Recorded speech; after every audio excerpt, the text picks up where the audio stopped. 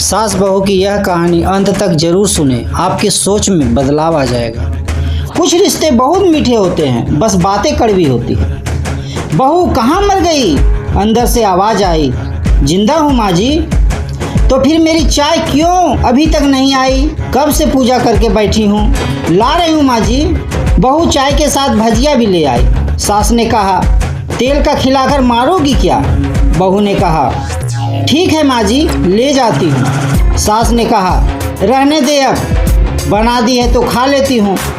सास ने भजिया उठाई और कहा, कितनी गंदी भजिया बनाई तुमने। बहू कहती है, माँ जी मुझे कपड़े धोने हैं, मैं जाती हूँ। बहू दरवाजे के पास छिपकर खड़ी हो गई। सास भजिया पर टूट पड़ी और पूरी भजिया खत्म कर दी। बहू मुस्कुराई और काम पर लग गई। दोपहर के खाने का वक्त हुआ। सास ने फिर आवाज़ लगाई, कुछ खाने को मिलेगा? बहू ने आवाज़ नहीं दी। सास फिर चिल्लाई, भूखे मारोगी क्या? बहू कही, आई माँ जी।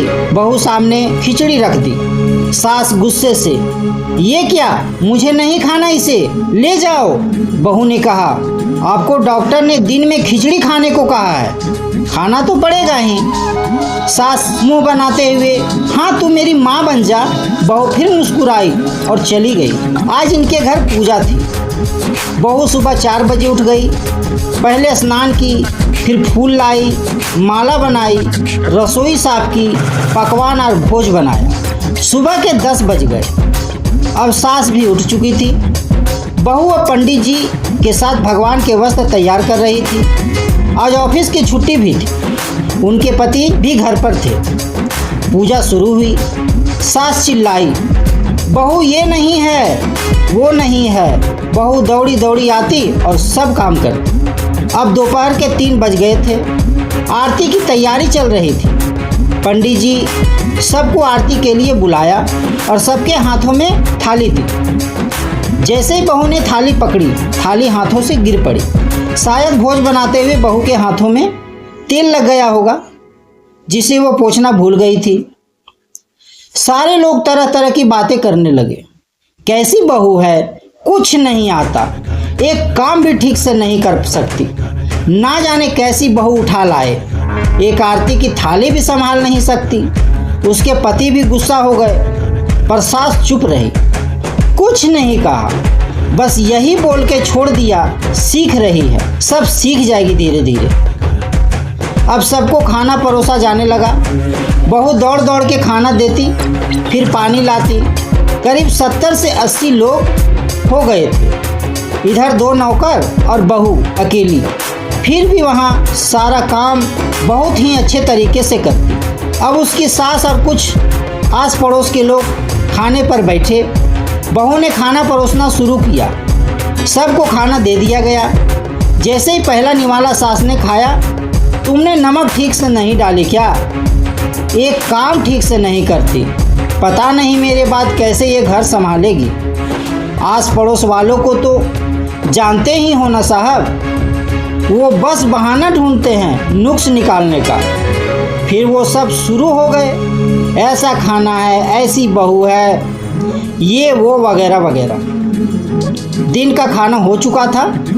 अब बहू बर्तन साफ करने नौकरों के साथ लग गई। रात में जागरूकता का कार्यक्रम रखा गया था। बहू ने भी 1-2 गीत गाने के लिए स्टेज पर चढ़ी। सास जोर से चिल्लाई, मेरी नाक मत कटा देना, गाना नहीं आता तो मत गा, वापस आ जा। बहू मुस्कुराई और गाने लगी। सबने उसके गाने की तारीफ की, पर सास मुंह फुलाते हुए बोली, इससे अच्छा तो मैं गाती थी जवानी में, तुझे तो कुछ भी नहीं आता।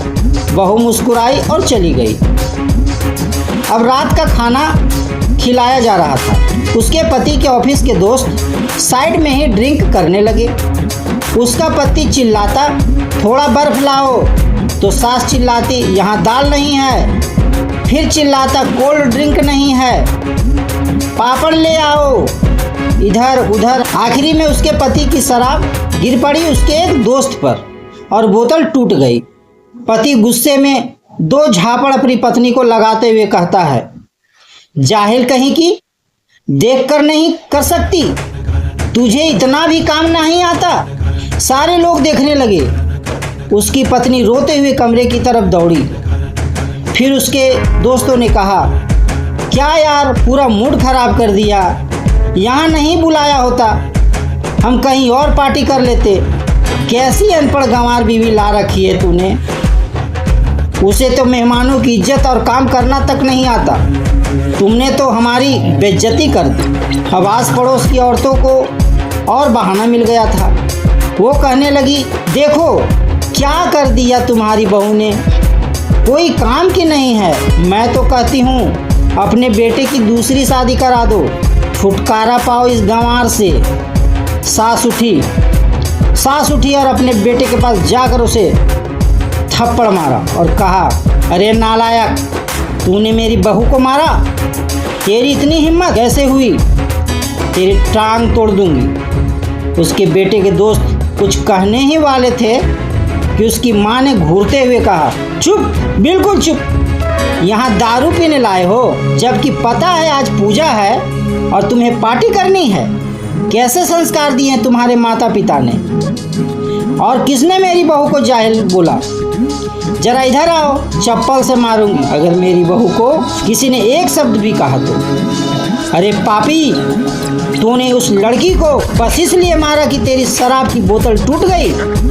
पापी, वो बच्ची सुबह 4 बजे से उठी है, घर का सारा काम कर रही है, ना सुबह से नाश्ता किया, ना दिन का खाना खाया, फिर भी हंसते हुए सबकी बातें सुनते हुए, ताने सुनते हुए घर के काम में लगी हुई रही।